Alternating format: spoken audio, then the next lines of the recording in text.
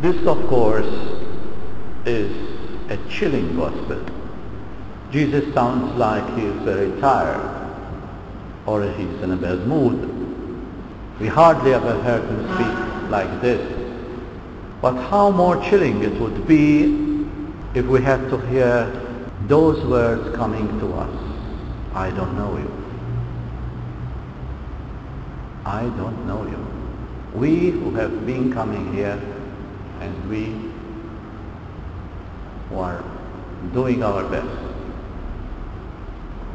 We have to be sure, first of all, and believe that no one on earth has been destined to go to hell. We have all been destined and predestined to go to heaven. We are the sons, as we read in the second reading. We are the sons and daughters of God, and no father would like to see his sons and daughters going to heaven, enjoying forever. Once someone asked an evangelical preacher if he could keep chewing tobacco and go to heaven. The preacher thought for a second and said, yes, but you will have to spit it in hell. This is some humor, but it speaks of the truth too. We are destined to heaven, but hell exists. Hell exists. Hell is there. If we choose to go to hell, we go there. Because in heaven there is no space for anybody who is practicing the 7 capital sins. And we very rarely talk about them. But lust, anger, gluttony, laziness, envy, greed, arrogance, unforgiveness. There is no space. It's impossible. It's incompatible for anybody practicing all his lifetime these things and pretending to have a place in heaven. No space. As if you are in a beautiful concert, a Mozart symphony, and you scratch with your fingers during that silence a board or something. It's impossible. So we need to live now, here and now on earth, heaven. We need to feel the presence of heaven here, because we are working to have it for eternity, but we need to experience it and sample it now. It would be a sample, but we need to do it. And we need to work for it. There is nothing automatic. This is what Jesus is telling us, the narrow road. And there are bound to be a lot of sacrifices. His road to Jerusalem, Jesus, meaning that he is going there to face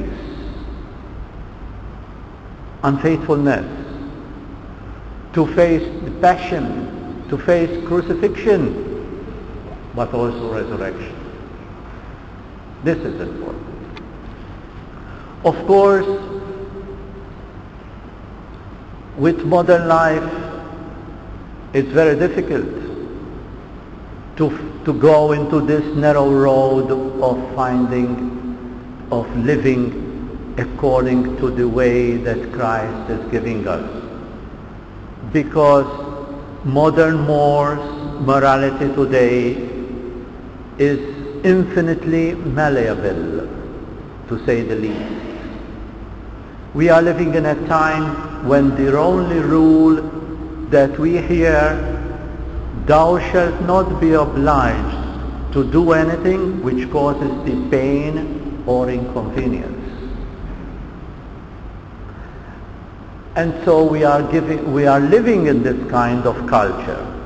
A culture where our communication is wireless, our dress is topless, our cooking is fireless, our youth jobless, our labor effortless, our conduct worthless, our relation loveless, our attitude careless, our feelings heartless, our education valueless, our politics shameless, our follies countless, our arguments baseless, our job thankless, and we can add to sometimes our salary very less. But even so, we are called today for this mission of going against this trend, this way of living. Even if we feel that we are a minority, it doesn't mean that we have to change and go with the wave and with the wind. No, we need to stay strong. We need to live the values of the gospel. We need to live love, true love that Christ has given us. And we need to, once again, I remind you, to remember that we are predestined to go to heaven, not to hell. But hell exists for those who want to go there. But God respects our freedom, respects our freedom to the very, very end. And if we choose to go to hell, we can go there. Saying once again, it's how we live. We will end our life and we'll finish where we want to finish. We ask our Lord to give us the grace. The Eucharist is a source of power that helps us even in this culture and this attitude that we are living at this moment.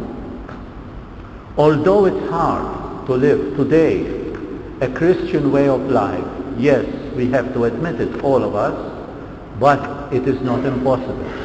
It might be impossible for us as human beings on our own efforts or our own merits, but with the grace of God and with the grace that and with the power that we receive from the Eucharist, yes, we'll make it and we'll live it. And those who succeed in living even for a short period of time the values of the gospel, they will have peace now, not waiting for the reward in heaven to find heaven in heaven, but finding heaven here on earth, even if it is for a short period of time. But that is central, that it will be then extended to eternity when we leave this earth.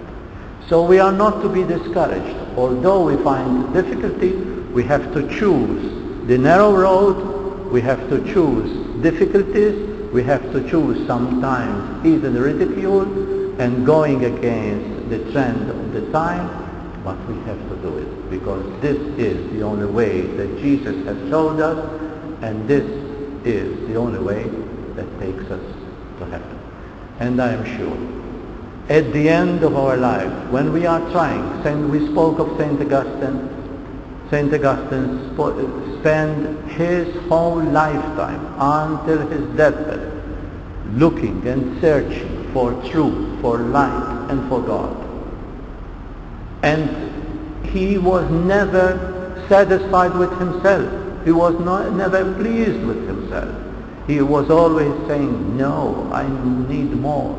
I need more.